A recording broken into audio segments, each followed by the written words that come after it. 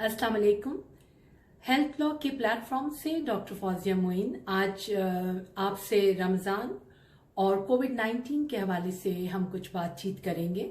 सबसे पहले health blog team को मेरी तरफ से बहुत मुबारकबाद, DWC की तरफ से बहुत मुबारकबाद एक इतना अच्छा प्लेटफॉर्म बनाने के लिए जिसमें कि तमाम हेल्थ प्रोफेशनल्स आकर अपनी बात कर सकते हैं, कम्युनिटी अवेयरनेस प्रोग्राम्स में बढ़ चढ़ के हिस्सा ले सकते हैं। आज की टॉक भी कम्युनिटी अवेयरनेस ही का एक हिस्सा है। इसमें हम रमज़ान और कोविड-19 के ऊपर बात कर रहे हैं। सबसे पहले आप सबको रमज़ान की आमद मुबारक हो। रमज़ान में रोज़े रखना एक ज़ियाबतिस फ़र्द के लिए या हमारी जो ज़ियाबतिस कम्युनिटी है उनके लिए रमज़ान के रोज़े रखना जो है वो बहुत शिद्दत से चाहते हैं कि वो रोज़े रखें, लेकिन मेडिकल फील्ड में हमने कुछ कैटेगरीज डिफाइन की हैं, आइडेंटिफाई की हैं, जिनमें के very high risk, moderate risk, low risk या वो लोग जो कि आसानी से रोजे रख सकते हैं। सो वो ज़ियाबतिस अफराद जो कि खुराक से, सैर से और सेंसिटाइजर वाली दवाइयों से अपनी शुगर को संभाल के चल रहे हैं, वो बहुत आराम से अपने मौलिद से मशवरा करके रोजे रख सकते हैं। बाकी कैटेगरीज के लोग जो कि बहुत ज्यादा गोलियों पर हैं, इंसुलिन के ऊपर हैं, इंसुलिन और गोलियों के कॉम्बिनेशन पे है, वो उन्हें अपने मौलिद से बात करनी है, उनसे समझना है कि वो कौन सी कैटेगरी में आ रहे हैं, और अगर वो वेरी हाई रिस्क कैटेगरी में है तो उन्हें रोजा नहीं रखना चाहिए। कैटेगरीज की डेफिनेशन या कैटेगरीज के बारे में मैं अपनी डायबिटीज वेलनेस सेंटर के प्लेटफॉर्म से वीडियो में ये सारी बातें बहुत तफसील से कर चुकी हूँ। यहाँ पे आज मेरा मकसद जो एक कोविड-19 को लेके एक एंजाइटी है, हम सब घरों के अंदर बंद हैं, रमज़ान की आमद है, तो सबके जहन में ये सवाल है कि भाई रोज़े कैसे रखने हैं। रोज़ों का सारा निज़ाम जो है, हमारे जो पूरी ज़िंदगी का एक रमज़ान का निज़ाम था, वो थोड़ा इस दफ़ा डिफरेंट है। सबसे पहली बात यह है कि हमने इस बात का ध्यान रखना है कि हमारी मेंटल और फिजिकल हेल्थ जो है वो रिस्क पे नहीं आनी चाहिए किसी भी सूरत में, क्योंकि हमारी मेंटल हेल्थ, हमारी स्पिरिचुअलिटी, हमारी फिजिकल हेल्थ, ये तमाम चीजें बहुत जरूरी हैं और they are interlinked with the food. जिस किस्म की हम खुराक खाते हैं वो तमाम चीजें जो हैं वो आपकी इंटरलिंक्ड होती हैं मेंटल वेलनेस के लिए, फिजिकल वेलनेस के लिए, स्पिरिचुअल वेलनेस के लिए। तो पहले तो हमें ये समझना है कि रमजान में हमने ऐसी खुराक नहीं खानी जो हमारे लिए मसाइल ज्यादा बढ़ा सके।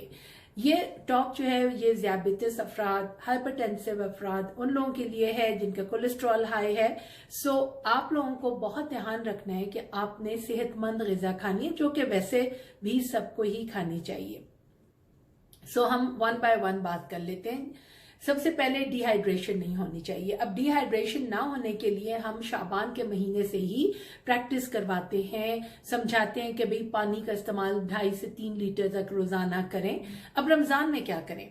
रमजान में हमने ऐसी खुराक इस्तेमाल करनी है जिसमें पानी की निस्बत ज्यादा हो, लाइक खीरे का इस्तेमाल ज्यादा करना, तरबूज ले लें, सेलरी ले लें, सलाद ले लें। ये तमाम ऐसी चीजें जिनमें पानी का तनासुब ज्यादा होता है, और उसके साथ आप जब इसका इस्तेमाल सहरी और अफ्तारी में इन चीजों का करते हैं मुनासिब मिकदार में, तो उसमें जिस्म में पानी की मिकदार बैलेंस्ड रहती है।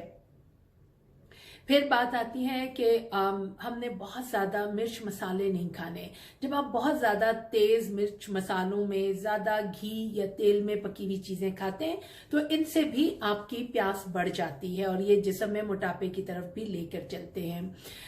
फिर हम देखते हैं कि पानी का इस्तेमाल हमें ज़्यादा करना है। अफ्तारी से लेके सहरी के दौरान हमने कम से कम 4 से 6 गिलास पानी का इस्तेमाल करना है। वो लोग जो कॉफ़ी, टी, चाय के बहुत शौकीन हैं और बहुत अरसे से ले रहे हैं वो जरूर पिएं, लेकिन यह है कि उसकी मिकदार को पानी से ना करें कि जी हमने 3 कप चाय पी ली तो हमने पानी नहीं पीना, ऐसे नहीं करने की जरूरत। सो छोटी छोटी बातें हैं। यखनी का इस्तेमाल करें, यखनी अच्छी तरह से बना के फ्रिज में रख लें, उसके छोटे छोटे पोर्शंस लें और उसमें कभी सब्जी डाल ली, कभी चिकन सूप बना लिया, कभी दाल पका ली। सो यखनी के इस्तेमाल से हमारे पट्टों की नशोनुमा अच्छी होती है और हमारे पट्टों की रिप्लेनिश होती होती है एनर्जी, तो जिस्म में थकावट और आवाजारी बेजारी नहीं आती, और जहनी तौर पे भी इंसान जो है वो चौकस रहता है।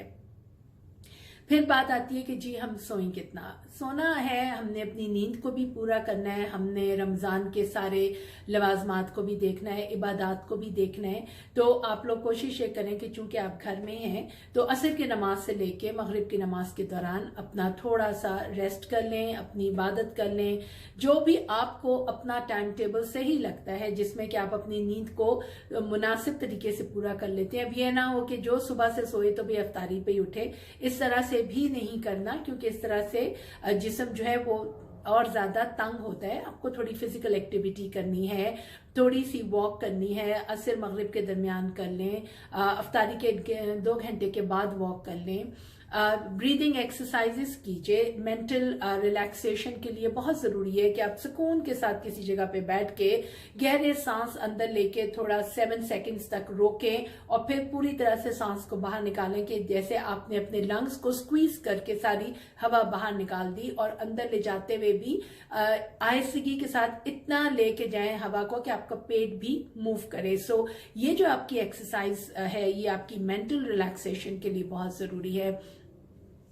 रमजान में खाने पीने को बहुत सादा रखने की कोशिश करें। बहुत ज्यादा अफ्तारी में तली हुई चीजों को, मुरगन चीजों का इस्तेमाल मत करें। सीधा खाना खाना जो है वो बेहतरीन है। थोड़ा सा अगर आपको बहुत ही शौक है पकोड़ों का या और दूसरी चीजों का, तो वो थोड़ी सी मिकदार में चखने की हद तक ले। 2 खजूरों से ज्यादा अफ्तारी में खजूरों को मत उसकी मिकदार बढ़ाइए। लस्सी का इस्तेमाल कर लें, अपना पानी का इस्तेमाल कर लें, लेमनेड का इस्तेमाल कर लें। सो ये वो छोटी छोटी बातें हैं। इबादत जब इंसान करता है, जब लौ लगती है, दिल के साथ इबादत होती है, तो वो एक जहनी सुकून का जरिया बनता है। और आजकल के हालात में जहनी सुकून की बड़ी सख्त जरूरत है। कम से कम खबरें सुने, सिर्फ सुबह सुन लें, शाम में सुन लें। हर वक्त खबरें और इंटरनेट और मोबाइल पे कोविड की जो है ना मालूमात इकट्ठी करने से भी एंजाइटी बढ़ती है।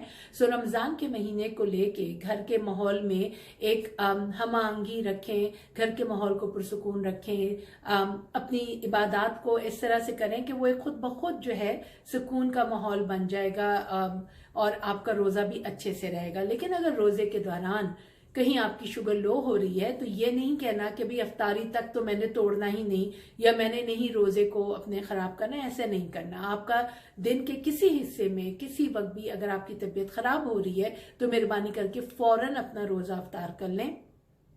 ब्लड प्रेशर अगर आपका ऊपर नीचे हो रहा है तो फौरन अपना रोजा अफ्तार कर लें। किसी किस्म की तबीयत में नासाजी महसूस कर रहे हैं तो अफ्तारी के टाइम तक का इंतजार मत करें, आप अपना रोजा अफ्तार कर लें और अपने मौलिद से फौरी तौर पे राब्ता करें। ये कुछ हिदायत थी जो आज हमने आपसे शेयर की। अगर आपने कोई सवाल वगैरह पूछना हो तो आप हमसे मैसेज पे सवाल पूछ सकते हैं और हमारी कोशिश होगी कि वी कैन गिव यू, कि हम आपको सारे जवाब भी दें। अपना बहुत ध्यान रखिएगा। अल्लाह हाफिज।